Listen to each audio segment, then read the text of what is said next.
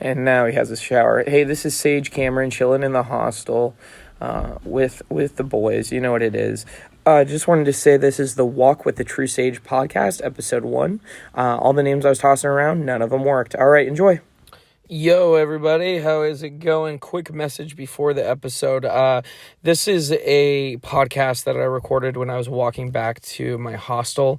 And throughout the episode, I'm trying to come up with a name here. None of the names I suggested I ended up going with. So this is called Walk with a True Sage, episode 1. I'm going to be doing this every night when I'm in LA. So fucking pop on in, follow me on Instagram at Suddenly Made Sage. Go to my link tree, tap in. If you're in LA, come by Third Wheel. That's where I'm going to be fucking working out, dude. 5 days a week. All right. Love you all. And I lead with love. Fuck if you think anything else. All right. Bye-bye. Hey, what is going on, everybody? This is Sage Cameron, and I am walking down in Los Angeles, and I am starting a podcast. This is the Sage Comedy Podcast in Los Angeles podcast with Sage Cameron, your podcast host, and I am podcasting this. Oh, man, it is a little chilly, you guys. I'm going to be frank with you. Frank from It's Always Sunny in Philadelphia on my thigh, who I cum shot almost nightly. Haven't masturbated in a while. Not really into that. I did update my, Jesus, I just had a Coke. I swear, guys. I barely ate anything all day. I just had tacos. It's fucking cold. I'm shivering. Don't really know where I'm going here. No, do I?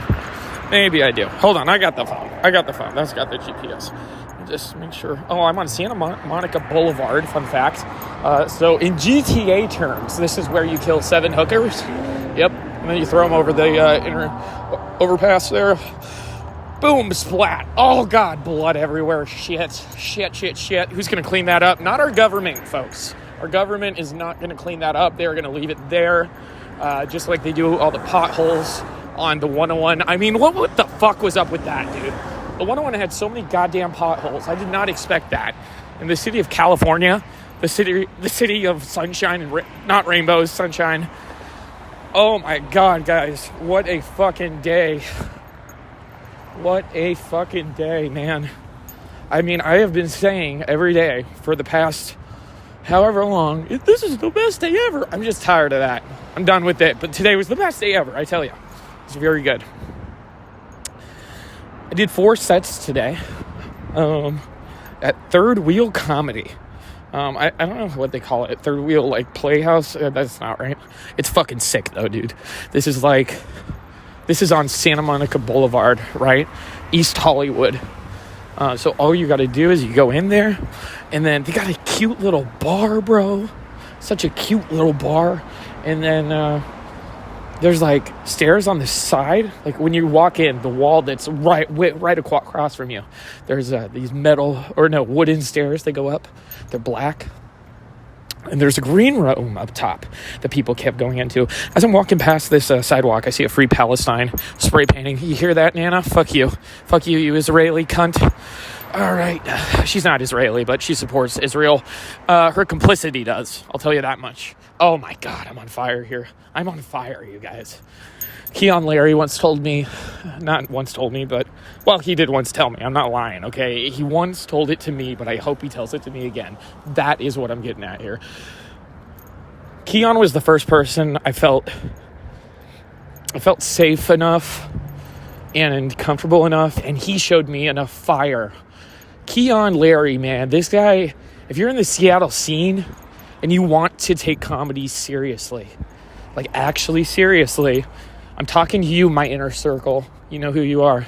You need to connect with Keon Larry right fucking now.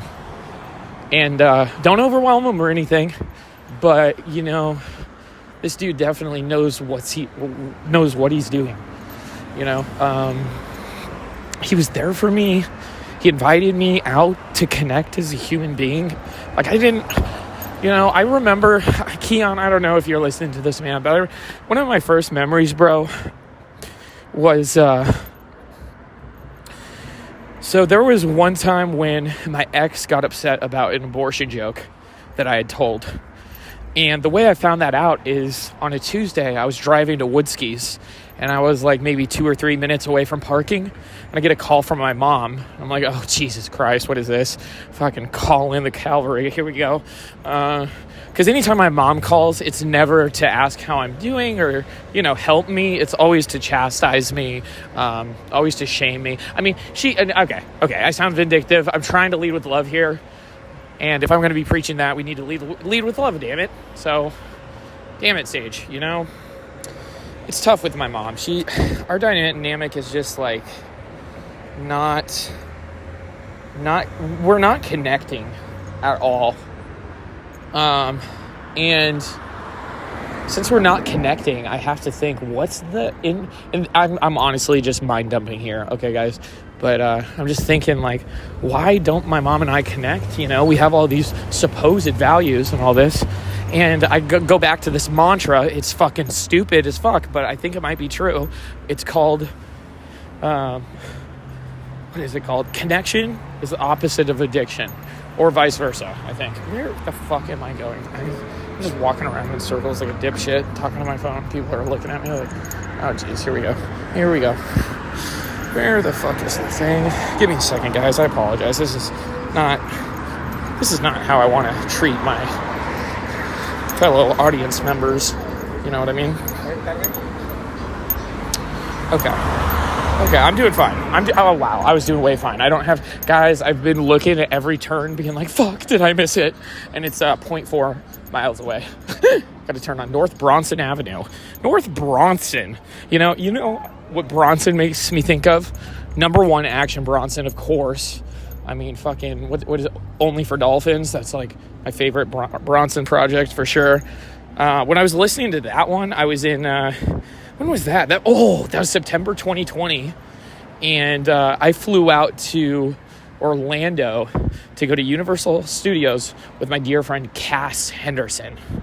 And when we went there, man, that was just that was a good time. But It's Only for Dolphins was what I was playing when I was like walking around Orlando and shit. Just fit the vibe.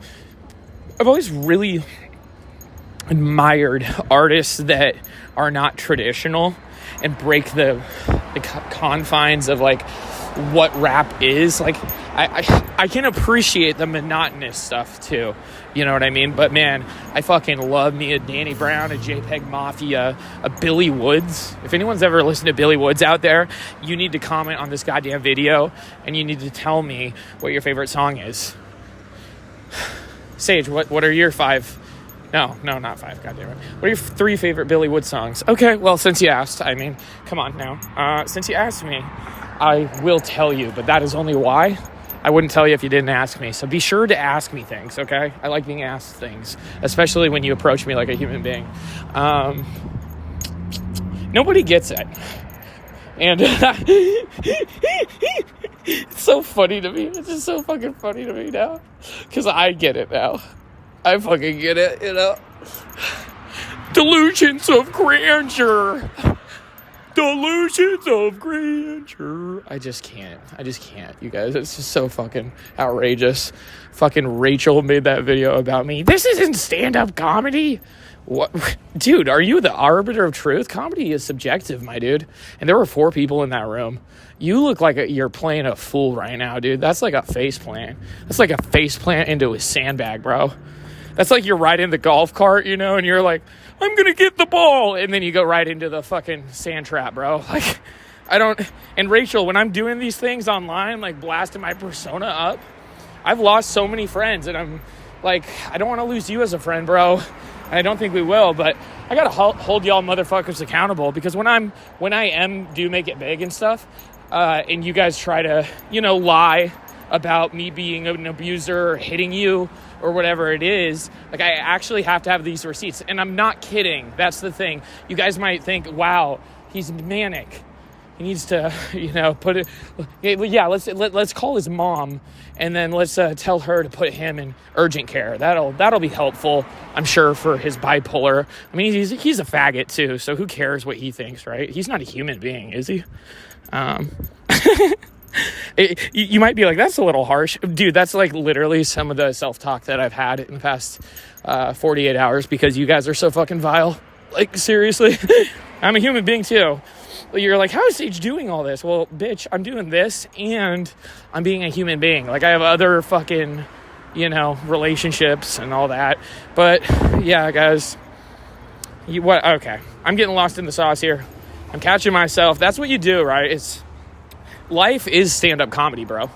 I mean, that's kind of it. I mean, you write some shit or you think of some shit you want to do. You get up there, you try it. You either blow your chunks or you do really good, And then the issue is some people can get stuck on bombing. You know what I mean? They just get addicted to bombing. And I used to think, I'm addicted to bombing. I'm not, guys. Like, I wish I could bomb. I just can't do it. Like, it's just not possible for me to bomb. Like, a lot of these people are like, everyone has a bomb here or there. Like, it'll come. No, you guys don't get how good I am. I've been an improviser for like 10 years. Godlike. Like, I have an invincibility shield that can only be shot through with an actual bullet. And I'm not inviting that. Like, please don't. But I wouldn't put it beyond you heretics to actually kill me at this point. Like, I would not be surprised if, like, a car pulled up right now. They're like, are you Sage? And, like, yeah. And then they just, like, pull out a machete and cut my head off. Like, that's the type of games these people play. And it seems silly or juvenile, but so are these people. I mean, these people are so depraved, dude. And it's not even just these people, like, middling bookers. Established comedians now, too. Or, like, just group thinking, oh, yeah, sure. I mean, I know feminism. I'm a woman. I must understand feminism better than this white man. Man, fucking, dude, get some actual evaluation and introspection in your fucking life before you come talking to me. Like, I have no idea who you guys think you're talking to. Like, for real. Oh, God.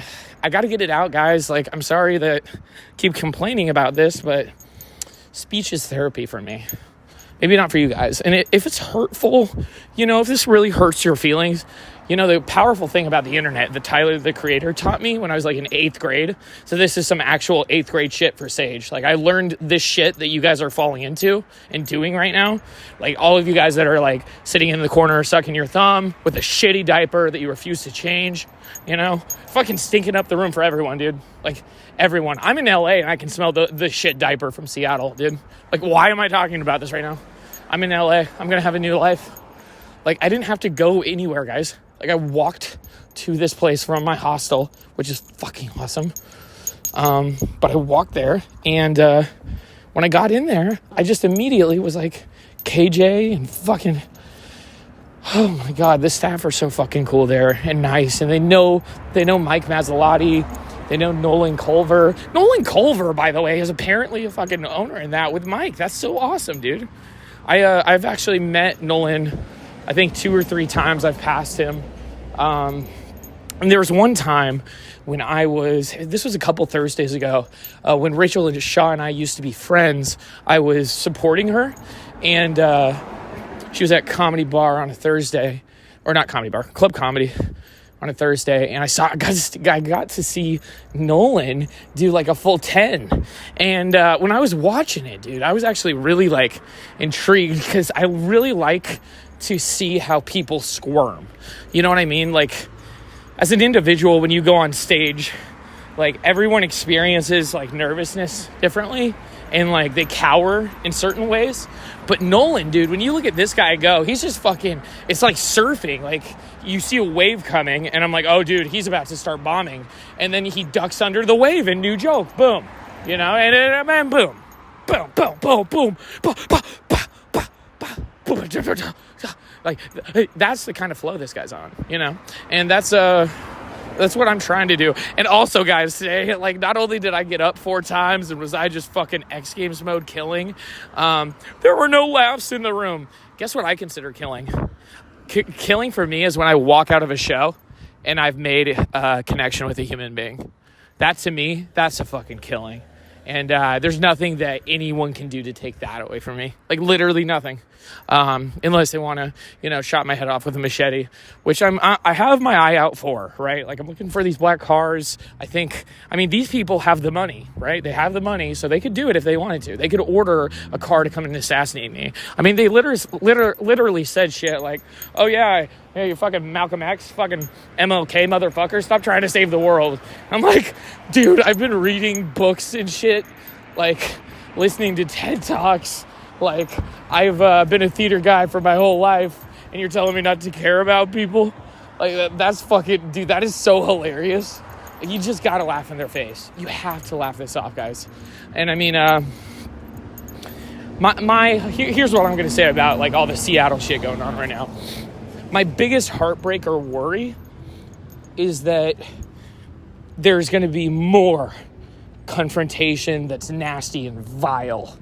You know what I mean? Like, let's say if someone that's on Team Laura Lyons meets up with someone that's Team Sage Cameron, they would get nasty, they get vile, even violent maybe. Laura has a history of violence. So, I'd be seriously careful to any of the green comics out there. Like, please don't test her. Like, my advice with Laura Lyons is to steer clear or talk to her like a human being, but watch out, because she is the best gaslighter in Seattle. She outsmarted Sage Cameron for 5 months. She almost got away with it too if it weren't for that meddling Scrappy-Doo motherfucker. Yeah, time's up, bitch. Like, I'm sorry. Do not believe all women. Like, my God. Oh, Jesus. Like, I almost fell into that pit hole, dude. Not even. I say that, but this was always meant to happen. I never would have been able to stick around those people. Something else would have popped up. Like, this is, again, guys, this is my integrity. These are my principles. These are things that these people do not care about. Like, they care about identity more than they care about principles and values. And what's funny is, if you care about principles and values, identity comes naturally. It's birthed from that. You gotta flip the script the way you guys are living your lives. Like, for real. Like, you gotta break that. Group thinking conformists, bro. I say it a lot of different ways too. Like, I try to say it softly. I try to say it harshly. I try to say it shamefully. I try to say it lovingly. Like, I'm trying to hit it from every angle I can here. Just really trying to get the message across, dude. That is it. That's all I fucking care about. Well, if getting the message across is all you care about, then why don't you do this? Because that's your opinion, bro. Sounds like you have something you want to say. Go say it online. Like, do not bother me. Don't come at me because I'm posting 30 times on my story. I'm in LA, bro. You're not. Like, you are sitting there. Like, if you're sitting on your phone, twiddling your thumbs, thinking, goddamn, Sage, I hope he's safe. Yeah, keep worrying about my safety, guys. Come on. Like, have some trust in me. Y'all are addicted to this, like, sickness, to the Seattle freeze. Like, actually addicted to it. And just like any other addiction, bro, like, that's a very personal journey. Like, I got to think about it that way. Like, if you take Laura Lyons, for example, like, do you think she chooses to go out there and do malice and do damage? No. That's ridiculous, bro. It runs much deeper than that. Like, she needs to get help. She like, I don't even know what she needs to do, but dude, she needs to go to an inpatient the way I did. Because when I went to that inpatient, bro, that's what they taught me. They taught me about principles and values. And they said, hey, Sage, if you start living your life with fucking principles and values, then other things will come. Like, this isn't like rocket science, This is like easy, just human being stuff that I'm learning. And then it turns out when you leave a mental facility and enter a society or a community, you guys are so indignant. It really is, like, it's a wonder. And I wonder if it's going to be 1 month, 2 months, 3 months, 4, or years. But we're going to look back on this, guys. And I kept the receipts for all of us. It's not just for me. This is for the fucking community. Because the community I'm building, man, like, I want love in the air. I want a garden, bro. And it's not like this. It's not like I'll come back to Seattle if you get rid of Laura Lyons and Jess Anderson and other names. No, I mean, those are the only two names I would really, like, in my darkest moments, be like, dude, if they were just gone from this scene, like, the scene would be so much more vibrant and healthy and lush and avant-garde and authentic, you know, like these. But these people, although both of them are actively hurting me, both of these people are actively hurting me by stonewalling me and lying to me and gaslighting me and not taking accountability. They're not showing respect for themselves, the community, or me. You know, this is just disrespectful to everyone involved, for real. And people are like, Sage, why can you demand respect? You're only a 6-month green comic. I'm like, dude, again, do you think as a human being I deserve respect? Like, you guys are so ingrained in this disgusting Seattle stand-up culture. I mean, it's so gross. I don't know how it got this bad, but bro, when I walked into it, I didn't understand it for like 3 months. But once I got it, I was like, this is awful. And then as soon as that happened, I started to expand more, go down to Tacoma, Renton, the 907, you know, went to Tony Cardozo's one out in Draft Picks. I mean, those spaces, I'm telling you, you guys, like, there are human beings there. Like, those sets were so important and figurative, forming for me, you know? Like, I absolutely had to go do that. And I feel like if I didn't do that, I don't know, man. Like, I just don't know. I can't see any other timeline, which usually I can, man. Usually I can, but not in this case. Like, I sincerely do not see any other timeline at all. It's dark and spooky out in LA. There's like a fucking fence with something on it. Okay, where you're, Jesus Christ. I feel like I'm being watched. Maybe I am, I don't know. Yeah, dude. But it's like, what was I saying here? What, motherfucker, I was on a roller there. I was like kind of steamrolling this whole scene. But yeah, it's about love and respect. It's like it's about fucking connection too, you guys. Like think about that. Think about the opposite of addiction is connection. And it's not like a product. Am I addicted to, you know, juicy fruit gum? Who gives a shit about that? I mean, let's be for real. If you're addicted to juicy fruit gum, I do not give a shit. And I'm sorry, but I'm going to say it. I just don't. I have bigger fish to fry than your juicy fruit gum obsession, you know? But, like, obsessions can also be, you know, behaviors or safe spaces, you know? And I mean that, like, y'all are, if you think about your position and the power dynamics of it, you know, like, please do that. Reflect on that. Am I a headliner at one of these white supremacist clubs? Okay. And then, like, nobody understands power structures, bro. Like, why didn't you guys read A People's History of the United States? Why did my mom have to tell me to read that when I was, like, fucking 15? And it took me, like, 4 years, but I did it, goddammit. You know? I did it. I did the work. You guys didn't. That's just what it comes down to. Like, this is the price that comes with knowledge, too, right? Like, we have fucking warlords that are winning Nobel Peace Prizes. Like, that is the world that we're living in. So it makes sense that headlining comedians would come at me all sideways. Like, that's just par for the course. Maps. But yeah, man, in LA, hit 4 mics tonight. That was amazing. And I didn't have to go anywhere. So it was just like, I'd hang out and talk to people, get to know the comics.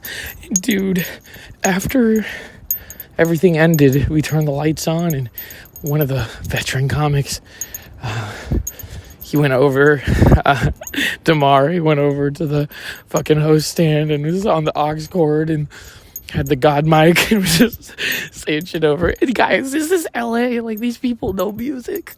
Like, all the shit you see me listening to. Like, bro, I blend in out here. Not blend in, but I add a nice addition. You know, I spice up the dish a little bit. But you know what? You You can have too many spices. I'll tell you what, you can have too many spices in a dish. And the dish that is Sage Cameron, me, let me just do some introspection here live.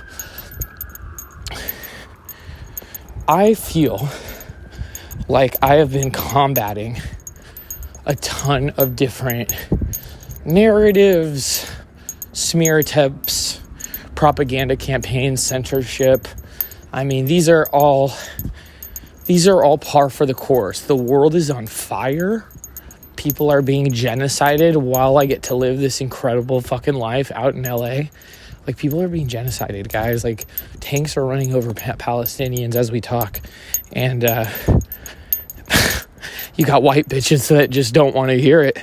They do not care to hear about Israel-Palestine when there's a white queer dude dissenting against an authoritarian take.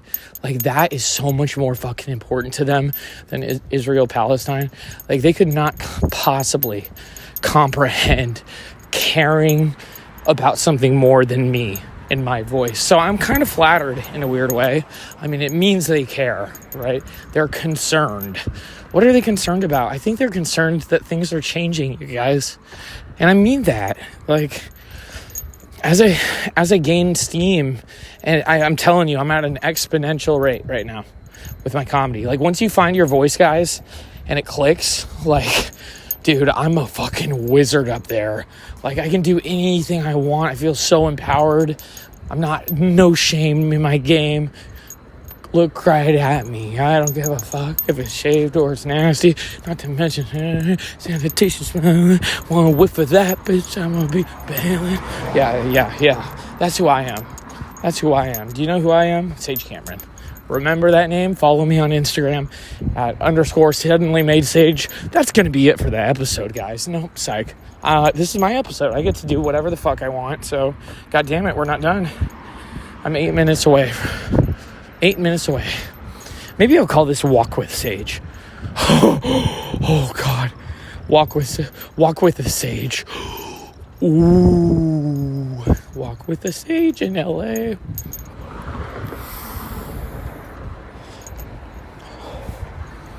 Yeah, and I'm just going to keep doing my thing, guys.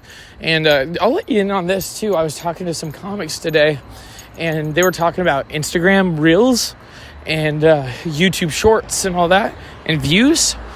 I think if Juan J. Hernandez is in the audience, or any other comic that wants to start taking this seriously and start posting videos about your clips. Oh, here's another one. Min Lin. She is so fucking cool, dude. She's unknown right now, I'm pretty sure. Maybe not at this point. She's been going around to different venues, but she started pretty soon, like maybe 2 or 3 months ago. And I've given her advice, and I've seen the advice given to her. And the difference between her and a lot of you comics is she doesn't laugh at the advice she's given or laugh when someone tries to be a human with her. What she does is she takes it on, and then she reflects on it, and she puts in that fucking work. I'm proud of you. I'm so fucking proud of you, man. Fucking amazing, dude. It's people like you, man, that give me the fucking strength to keep going when, like, everything seems lost, or I'm like, everybody hates me. Dude, like, I have no home in Seattle, which is hilarious. I have people that are, like, literally blowing me up saying, I just don't see how you come back from this. Oh, Sage, you're gone. Oh my God, I can't believe it. It's like these Mr. Krabs motherfuckers. I mean, they're so oriented around respecting these club owners and respecting these headliners. Like, these people, guys, don't deserve any more respect than any green comic. I don't respect them any more than that. You want to know why? Because they're a human being. This is basic. You treat human beings like human beings, okay? If I go walk up to a fucking headliner like Lynette Manning, for example, she's fucking wonderful. It's not hard to talk to Lynette. She's one of the good headliners in Seattle. She's amazing, in fact. I stand for Lynette. God damn it, Lynette. I love you. Okay. Getting carried away here. But I don't respect Lynette more because she's a headliner. You should never do that, especially in Seattle. That's very dangerous. I was doing that, guys. It's very dangerous in Seattle to do that, because if you respect someone like Laura Lyons, you know what happens? You end up going to Bellevue Overlake behavioral health inpatient, you know? And, okay, maybe you should affiliate with Laura Lyons, because that's what got me here. You know what? Actually, everybody go be Laura Lyons' friend. Go treat her with respect. I mean, regardless of what Laura Lyons has done too, like when I first called her out and everything, I was so vindictive. I was like, there's no way I would show an ounce of respect to Laura Lyons. But nowadays, it's like, dude, look at how good I'm doing. Like, I don't care. Like, and Laura was my friend. Like, I care about her well-being as a person. And it was driving me insane to think, is she not honest with herself? Why is she not honest with anyone? And then I realized, like, that is not my job, dude. Like, you got to go out there and do the work yourself. And at the end of the day, like, if you don't do the work, like, karma's a bitch, and, like, consequences for actions, right? So this is a choice, right? This is a choice. You can get help.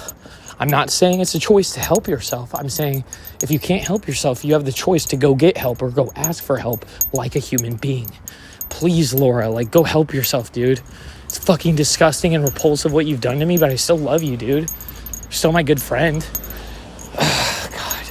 Laura fucking Lyons ices me out, too, when I get to Comedy Bar on Saturday. I'm hugging Lynette Manning, and I see fucking Laura Lyons sitting there giving me that good old Seattle freeze, just looking at me like she wants to spit in my face or something. And I just gave her my goofy smile, you know, and was like, hey, how you doing, Laura? Want to talk today? No? Oh, okay. I'm going to go enjoy the show. Have a good one. Like, she's such a child, dude. And then Comedy Bar is going to go ahead and put her at the door. Like, dude, they sold out. They sold out a long time ago. They built their brand around believe all women, and white feminism, which white feminism, guys, is not like, y'all put your heels up when you hear that. Like, it's not a bad thing.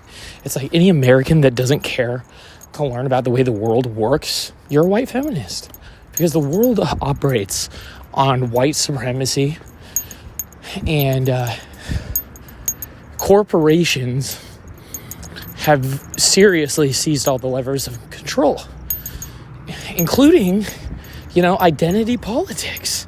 I mean, guys, like that joke I'm saying at Kitchen Sink about fucking Israel and the rainbow flag. I say that because I'm dying inside about this fucking Israel-Palestine thing, dude.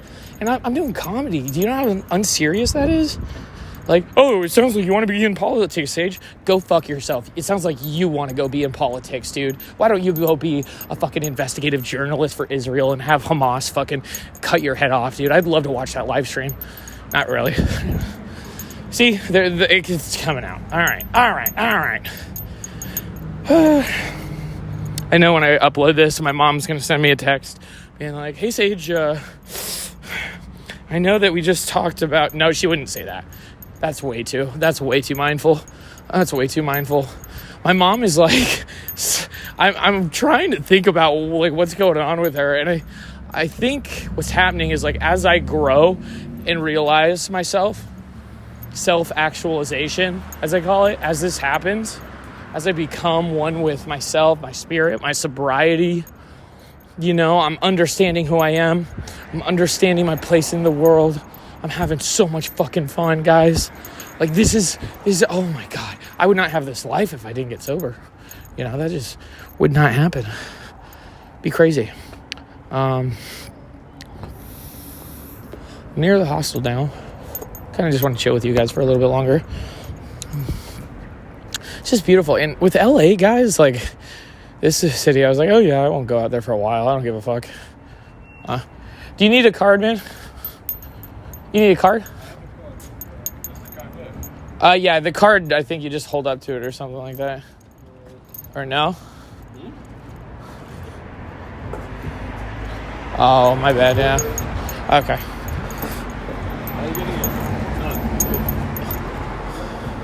I'm not sure yet. This is my first night in, so. Gotcha.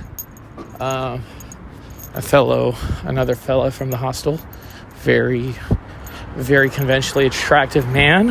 A lot of the women in the Seattle scene would absolutely gobble this man up and then spit him out and destroy him. And destroy character assassination. Then they dance on his grave. And then they hop in a time machine. And once they hop in that time machine, they're going to crank that dial. They're going to say, where do I want to go? I could pick any time in the entire universe I want to go to. I could go 10,000 years in the future, 10,000 years in the past. No, I'll go 200 years back in time. And I'm going to watch these black men hanging, and I'm going to clap. I'm going to clap at them hanging. Hey, everybody, and then the slaves sitting in my car. that they accused of rape clips. And destroyed. Yeah, I saw that so white raccoon. when they accuse these slaves of rape, there's a power dynamic there, right? It's like they're a slave. They're already helpless, right? All sorts of stuff. These are the kind of things I want to talk about. Back in those times, guys, that would not be good. I'm like, you shouldn't be allowed to talk about that. Fuck that. Free speech, good. America, bitch. You know, because slaves back in the day, I also would have like fucking arms cut off. Thumbnail. You know, I'm just gonna get fucking use hacksaws on them. I mean, it's so that was torture, from my dude. 101st set. Y'all bitches are so fucking indignant, but you don't realize the intergenerational trauma that's tied to that shit. What I'm really doing is just that's ripping and real, improvising dude. and going as hard as I can. I swear to God, right now I'm seeing a white shit raccoon out of wall because I'm still a green for the comic, brand. you guys. What the fuck is that like thing, dude? What the fuck? 5.5 years to go. Okay, I don't even know. Being a green comic, so I'm really not worried about like this whole writing a good joke thing or whatever the fuck. It'll come. I don't write jokes. Does that make you guys feel good watching that and being like, oh wow, he didn't even write that? Yeah.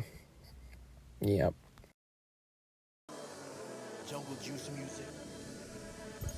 Another thing that I wanted to talk about and start talking about on these is music, because I'm someone that really values music.